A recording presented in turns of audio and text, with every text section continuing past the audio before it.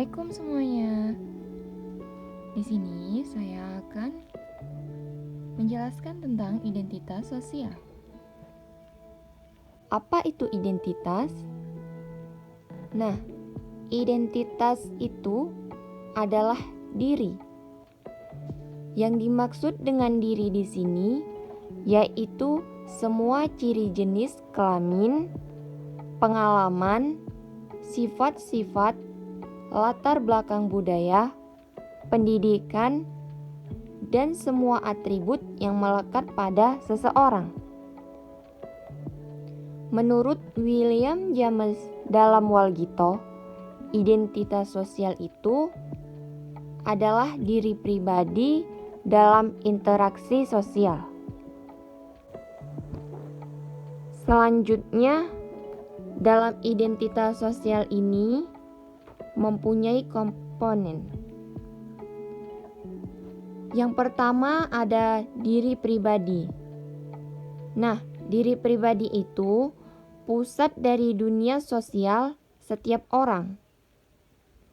James membagi diri menjadi dua jenis, yaitu diri dan aku.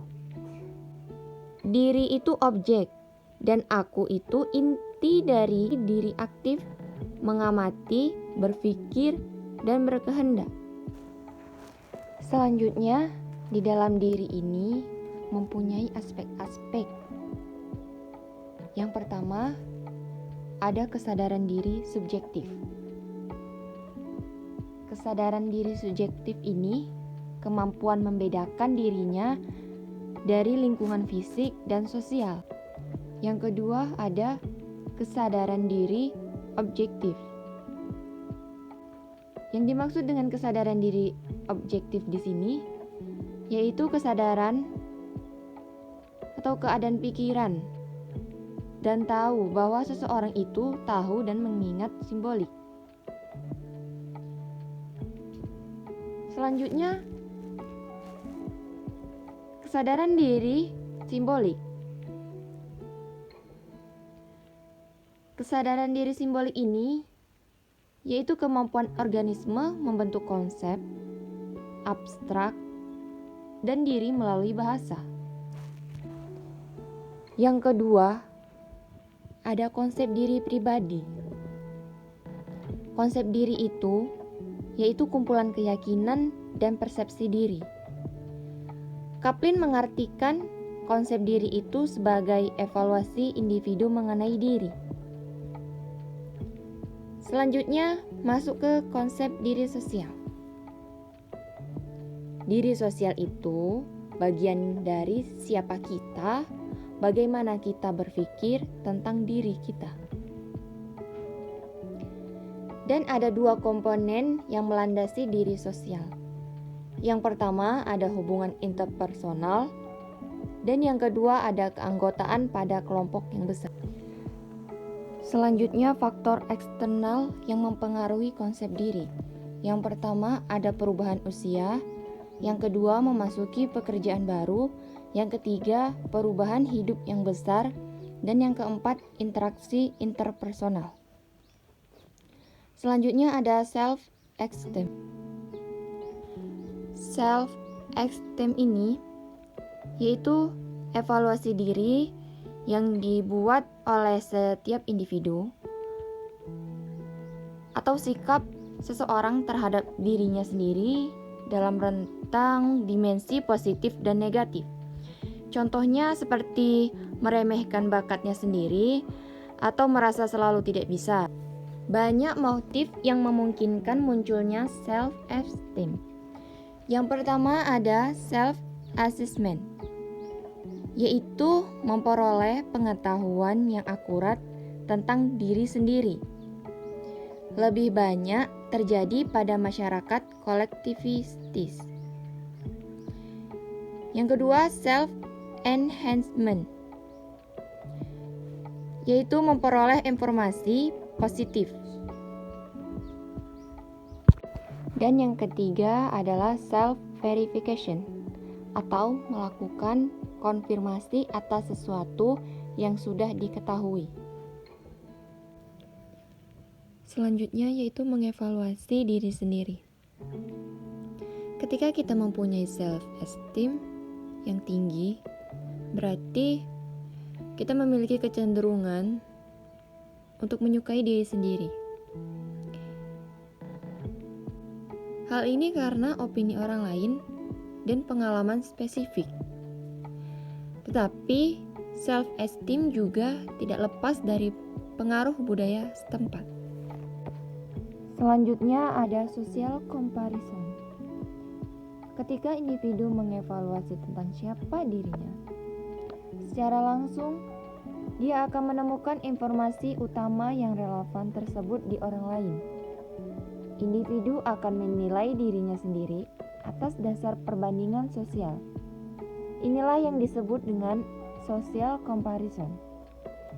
Nah, social comparison bergantung pada siapa, kelompok apa, atau aspek apa yang dijadikan sebagai parameter pembanding. Ketika individu membandingkan bahwa orang lain jauh lebih buruk daripada dirinya, maka ini dikenal dengan istilah perbandingan sosial ke bawah. Sikap ini bisa menjadi positif atau negatif pada individu tersebut, bergantung pada kelompok pembandingnya.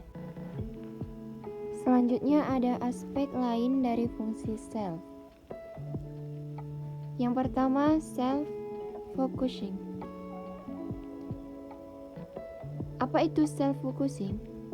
Yaitu sadar atau tidak dalam keadaan apapun, kita selalu memberikan perhatian terhadap diri sendiri dan dunia eksternal.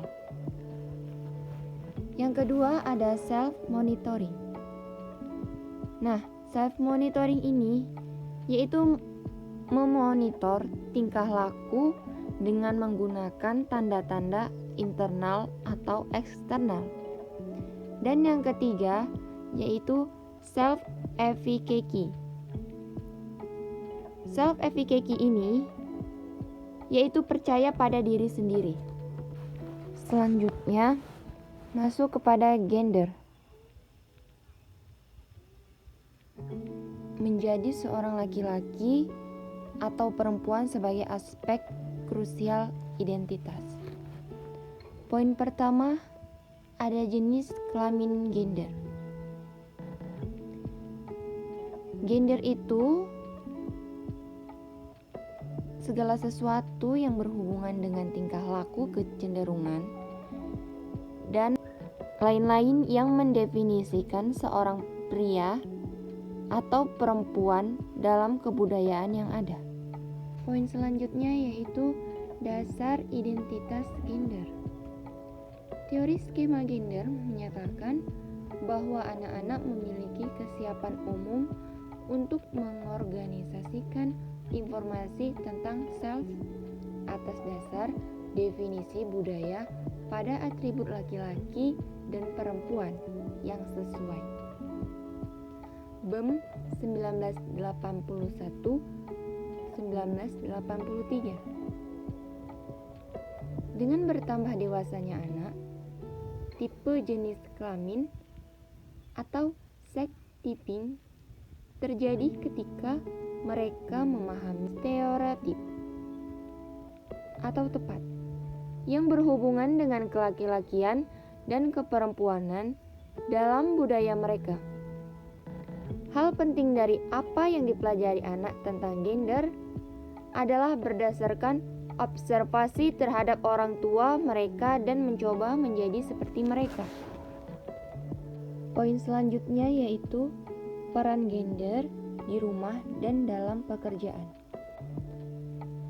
Tahukah kamu, Biro Sensus Amerika Serikat melaporkan bahwa mayoritas wanita Amerika bekerja di luar rumah.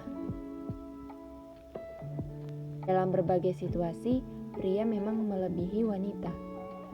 Pria telah bekerja mengevaluasi dirinya. Pria telah belajar mengevaluasi dirinya sendiri dengan cara yang berpusat pada ego daripada wanita. Itu tadi sekilas dari pembahasan tentang identitas sosial. Semoga mudah dipahami dan dapat dimengerti dan bermanfaat bagi kita semua. Sekian dari saya. Assalamualaikum warahmatullahi wabarakatuh.